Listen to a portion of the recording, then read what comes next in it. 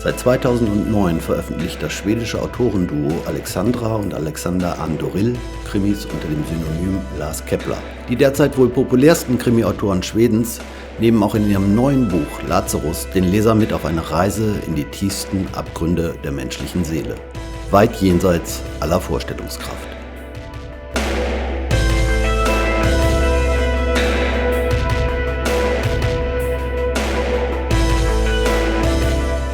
Well, since we live in this relationship, it's hard to look at it from the outside, but I think respect and equality, it's very important, and curiosity. Yeah, and it's totally based on communication. We talk all the time. It's like that in our marriage, but also as a writing couple. So everything is based on dialogue between us. Mm.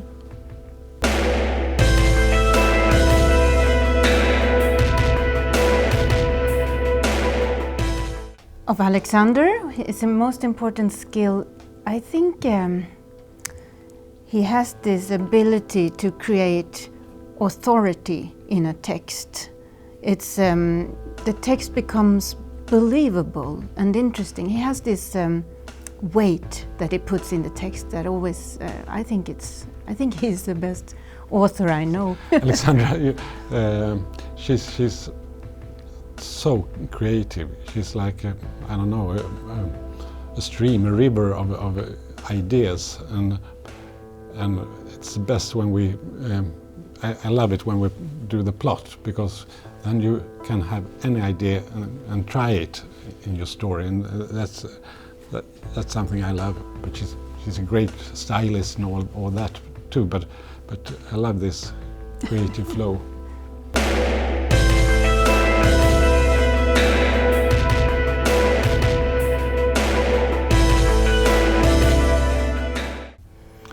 We do everything together, we share actually. Everything, yeah.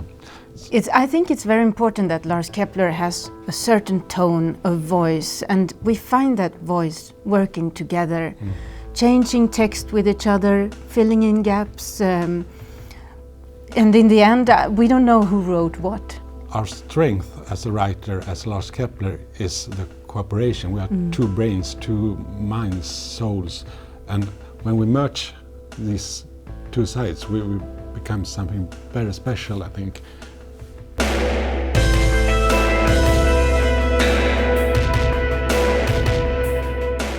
Everything that happens to you, everything you read or dream or places you go to, people you meet, are inspiration in a way. We write kind of scary books, and I think it's about our own fears, because writing and reading crime fiction is a way to handle your fears, because the journey is from chaos to order.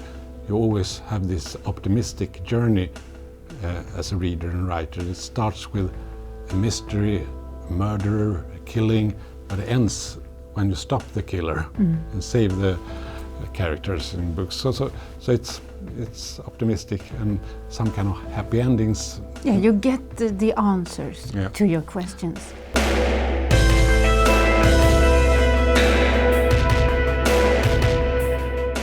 Well, you can go to the safest place and still be unlucky. Of course, something can happen everywhere. But of course, Sweden is still a very, very safe country. Absolutely. But there's a dark side everywhere, and but I think we live actually in a sort of paradise still.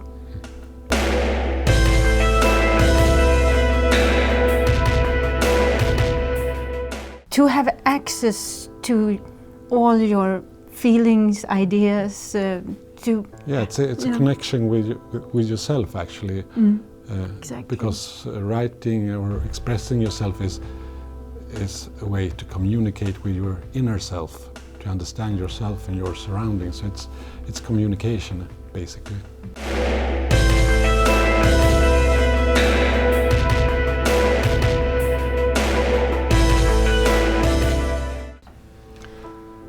Well, we start again. Well, the books are. We always want to write the most exciting book ever, the book we would love to read. So we need to have the best plot in the world.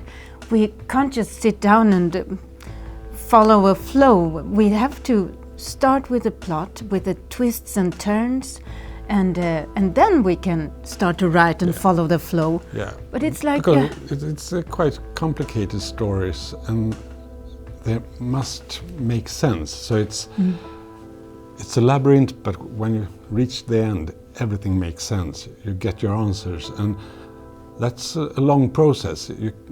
It's absolutely too complicated to overview in one moment. We cover a wall with notes just to be able to follow the lines, follow the key scenes. And of course it's especially important when you write together, because we have to write the same story.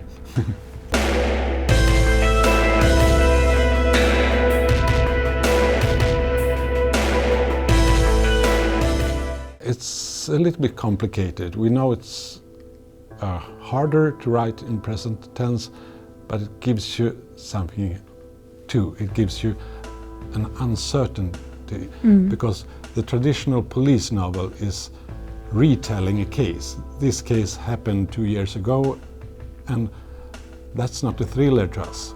A thriller means that anything can happen to your characters during the reading and writing process. So it gives you kind of a filmic feeling as well, that he is opening the door. You know, it's better that he opened the door. I think you don't know what will happen. It gives it a sharper presence in a way.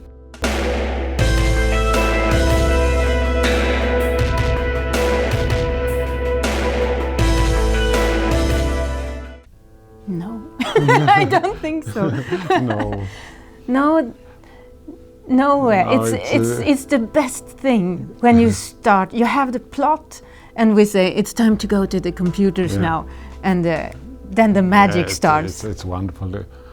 It's a flow. We are opening the door to the story, and we are climbing into that world. It's the best thing.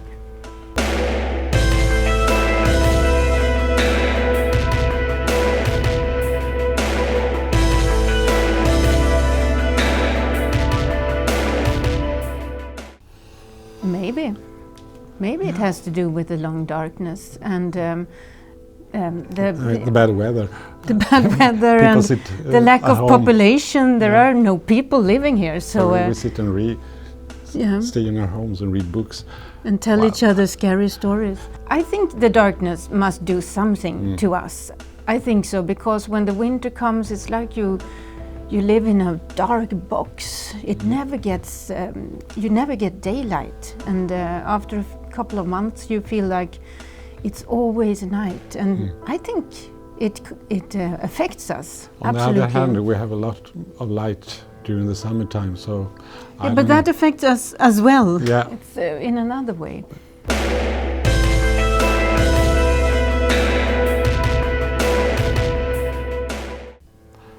Well, not immediately. When we finish a book, we feel that we have gave it all. We gave it all. We are never going to write another line in our lives. It feels like you're empty. This is it. It feels strange, but it's what it's supposed to be. You have to give it all when you write. But then we start to clean our home, because when we write, when we are finishing a book, we become kind of manic in a way. Yeah, when you're close to the end, you just have to do it. So we skip the laundry and skip the dishes and all that. But when we finish, we start to fix everything, and after a while, maybe 2 days after the last line, we have a new idea. Yeah. So then one of us says, well, I was thinking about this situation, this moral dilemma or something. And with Lazarus, we felt that Lazarus was an extraordinary writing process. I feel that it's our best book so far. We really gave it all.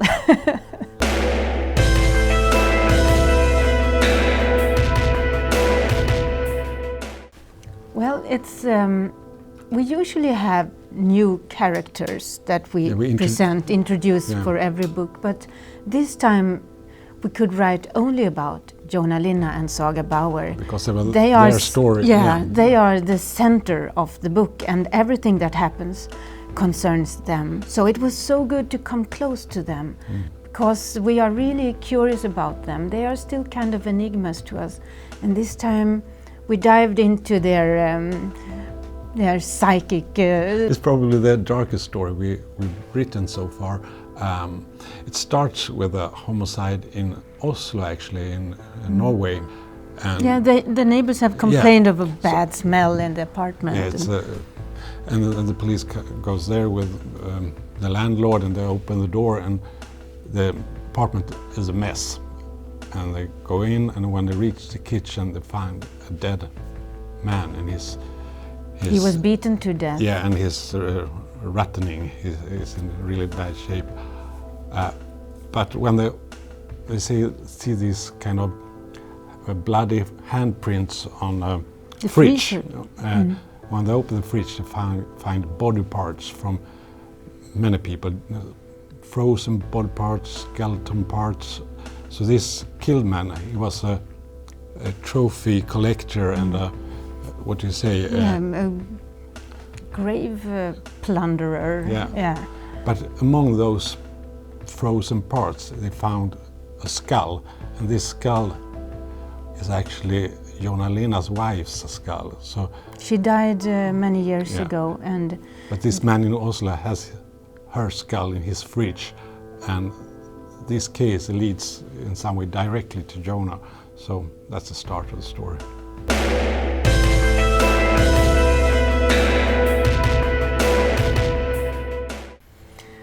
Well, because the myth of Lazarus, the legend of Lazarus, is very disturbing in a way. Somebody comes back from death, but you don't know what happens after that. It's not his own choice. Lazarus is called back. For some people, it would be the happiest dream ever to bring back a miracle to bring back somebody who is dead. But in this case, it's actually the worst nightmare. Yeah.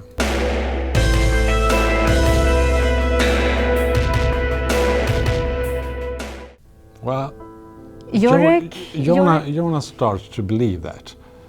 So he becomes paranoid because of this skull in the fridge. He thinks... Yeah, he feels the shadow of Jurek falling upon him again. But let's say that it might be paranoia, it might be copycat, you don't know.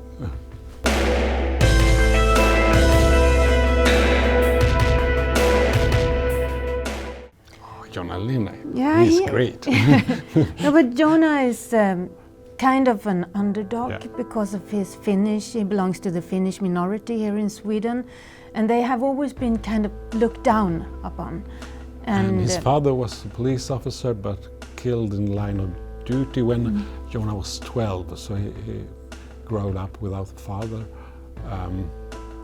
And he had this special training with a certain military group, and then he started to become a policeman. And I think he has solved most murder cases in all of Scandinavia. He's a legend. He's very stubborn, but he never gives up. He has this empathy with the victims. So he has this ability to see beyond the perpetrator as a monster. He can actually feel what they feel, understand their choices and so forth. So, and I think that's the reason why he's so talented as an investigator. Yes, and many people think that he might have a kind of a sixth sense, but he actually just puts things together observes and uses logic thinking.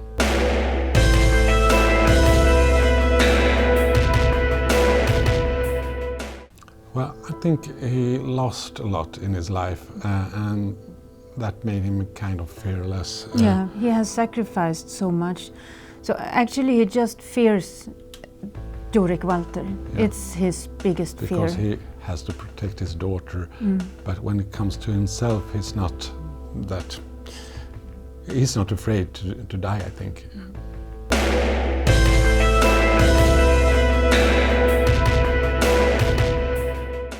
Well, Saga Bauer, she is in a really bad place in this book. Yeah. Maybe it's hard to, we don't want to spoil anything, but she has this madness inside of her that she has been hiding all the time.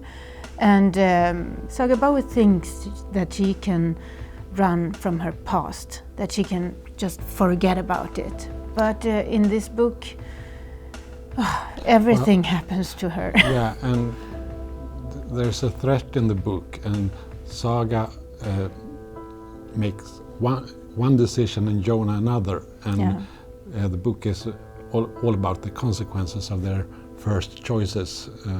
Yeah, their different decisions. Yeah.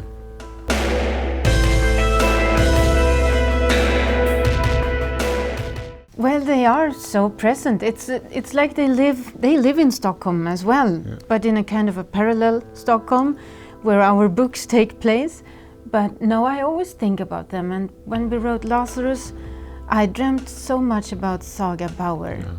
I was with her all the time. It's so strange that you can meet your characters in your dreams, but they are present. I think everything is kind of research for a writer.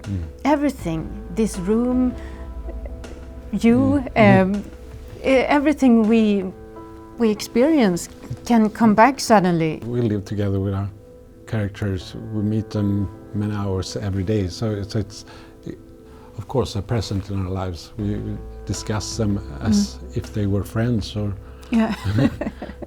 they kind of are. Yeah.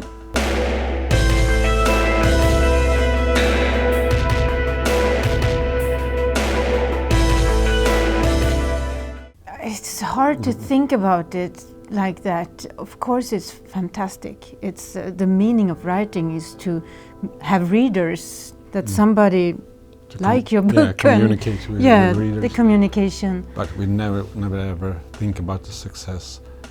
Well, sometimes you just remember, well, it's the truth. We have many readers, and then you just feel in your stomach, whoo. Yeah, but then you have to stop, think about it, because when you write, you just, in your own world, you can't think about, all the readers or about your mother or what somebody would say, if somebody will like it or not. You just need to be loyal to your story. Yeah. But of course, we are so grateful. We can. It's fantastic. It's fantastic.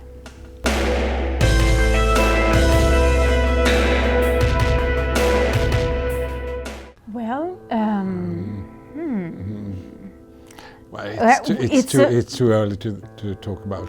Yeah, it's but so dangerous. But we're writing, and it's exciting. Yeah, we think we really have a good story here.